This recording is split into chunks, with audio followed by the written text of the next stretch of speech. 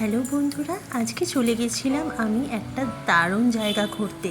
এটা হচ্ছে ব্যাঙ্গালোরের একটা মোস্ট হ্যাপেনিং প্লেস এই মুহূর্তে দাঁড়িয়ে। আর এই প্লেসটা হচ্ছে ইয়েলাঙ্কাতে, যেটা একদম এয়ারপোর্টের কাছাকাছি। এই মলটার নাম হচ্ছে দ্য ফিনিক্স এশিয়া মল।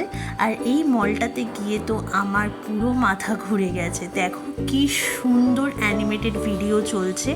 আর মলটার চারিদিকে সব থেকে সুন্দর জিনিস ছিল হচ্ছে গিয়ে এত সুন্দর করে বেশ সুন্দর সুন্দর প্ল্যান্টেশন টাইপ করা, কিন্তু এগুলো সবই আর্টিফিশিয়াল ছিল। আর এই দিনটা ছিল আমাদের অ্যানিভার্সারি।